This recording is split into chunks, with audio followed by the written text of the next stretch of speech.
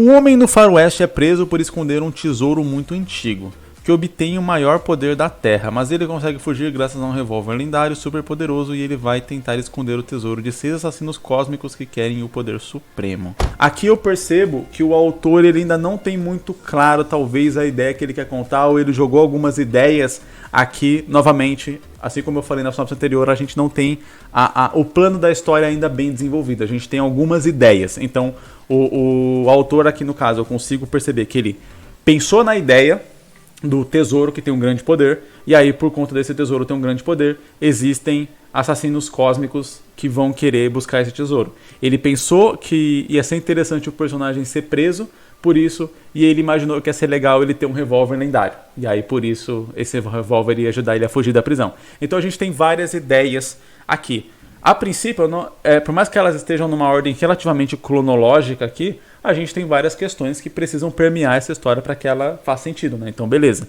Ele foi preso por esconder um tesouro muito antigo que obtém o maior poder da Terra. Ok, ele foi preso por quem, né? E por quê? Esconder esse tesouro é algum crime de alguma forma? Ou ele foi preso por alguém que queria esse tesouro e está querendo obrigar ele a contar onde esse tesouro está, por exemplo? Talvez para a gente cortar essa história, essa pessoa que prendeu ele não poderia já ser um desses assassinos? Ou algo assim? E outra, ele já escondeu o tesouro. Por que o objetivo dele vai ser reesconder o tesouro? Entende? É tipo assim, a minha história começa com eu querendo... eu sempre uso a droga do exemplo da água. Minha história começa com eu bebendo água. E aí, eu cuspo essa água e agora a gente vai acompanhar a história minha tentando beber água. Sabe? Tipo assim, você já começou com o objetivo, entre aspas, concluído. E aí você traça isso como se ele fosse um objetivo mais à frente. É como se o One Piece começasse com o Luffy achando o One Piece e a gente fosse acompanhar ele buscando o One Piece. Só que não no sentido como se, tipo assim, começasse com ele achando o One Piece, mostrando lá pra frente, a história voltasse no tempo pra mostrar como é que ele chegou. Isso funciona legal. Agora, aqui parece uma ordem cronológica. Sim, funcionaria de uma maneira interessante se a gente começasse com ele, por exemplo, estando preso por ter escondido o tesouro, aí a gente voltasse no tempo da história, e aí você não coloca na sinopse ou na apresentação da história que ele conseguiu fugir com um revólver lendário, etc. Isso pra mim é só realmente o autor colocou, tipo assim, ele teve essa ideia e ele colocou aqui porque é uma ideia que ele teve, que ele gostou e que ele quer que tenha na história. Ok, é uma ideia que o autor quer que tenha na história porque ele achou legal, mas não é uma ideia essencial pra trama, pra história que tá acontecendo ali. Tipo assim, não é o fato de ele fugir com um revólver lendário que vai fazer o leitor, por exemplo, se interessar por essa história. É isso que eu quero dizer. Que geralmente é o que a gente colocaria numa sinopse, né? Pontos que vão despertar talvez o interesse do leitor.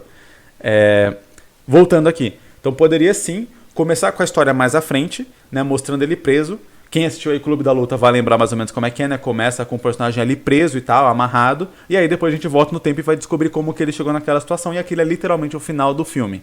E aqui a gente poderia fazer a mesma coisa. Então ele tá preso porque ele escondeu o tesouro mais antigo. Ele tá preso, de repente alguém perguntando onde é que tá o tesouro, não sei o que. A pessoa bate nele ali, ele apaga. E aí a gente volta no passado e começa a mostrar como que esse personagem teve acesso a esse tesouro. O que é esse tesouro? Por que ele tá escondendo e não usando? Qual que é a índole? Por que... Novamente, todas essas perguntas de, né? Beleza, esse cara, para esconder esse tesouro, ele teve que ter acesso a esse tesouro.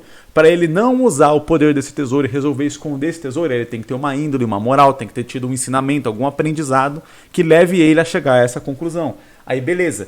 Quando ele esconde esse tesouro, aí começa a aparecer as pessoas que querem ir atrás desse tesouro. Nesse momento, já é interessante a gente colocar esse lance do revólver lendário para que não seja um Deus Ex Machina. Já fiz vídeo sobre Deus Ex Machina aqui no canal. Se eu lembrar, vou colocar aqui nos cards.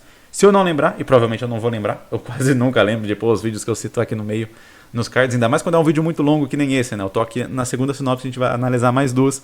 Talvez eu fale de outros vídeos e tal. Enfim, é só você jogar aí Deus Ex Machina, né? Deus, normal, igual a gente escreve, EX Máquina com CH, né? MACHINA. Jogar aí no meu canal que você vai ver o vídeo e vai entender melhor do que eu tô falando aqui sobre... Coloque esse revólver já aparecendo antes na história para que ele não apareça do nada no final. Mesmo que ele o personagem principal só vai ter acesso a esse revólver no final para poder escapar e resolver a história. O revólver tem que ser apresentado antes e, enfim, já dá indícios de que ele existia antes, que ele é lendário, etc. E que ele é super poderoso, igual está descrito aqui na sinopse. Ok, aí a gente vai acompanhando, esses assassinos vão atrás dele, e aí ele vai tentando esconder, enfrentando os assassinos, etc, até que ele consegue esconder de fato, e aí algum dos assassinos que sobrou, consegue capturar ele, prender ele, e aí a gente volta para onde a história começou, com ele preso, sendo torturado, com a pessoa, o assassino talvez ali querendo descobrir onde é que está o tesouro, e aí a gente vai ver esse finalzinho da história, que é como que ele vai conseguir fugir, e aí você vai introduzir o revólver lendário aí que o autor quer colocar na história, e fazer ele fugir e concluir a história aí do jeito que o autor queira, né? Seja com ele derrotando esse último assassino e o tesouro ficando escondido, seja com talvez o assassino descobre onde o tesouro tá, e aí o personagem principal tem que ir lá e impedir ele de ter acesso ao tesouro, chegar antes ou algo do tipo, ou de pelo menos impedir ele de usar o poder do tesouro. Enfim, e aí vai vendo como é que vai desenrolar esse final, mas de qualquer modo, nesse caso eu faria assim, porque novamente, como eu disse, fica estranho o personagem já ter realizado o objetivo dele, a não ser que ele tivesse escondido, aí ele foi preso, aí o personagem vai, sei lá, ameaça ele de alguma forma, descobre onde está o tesouro, aí a gente vai acompanhar esse personagem fugindo dali e tentando, isso que eu falei que era o final da história, a gente pode fazer uma história inteira só com esse final.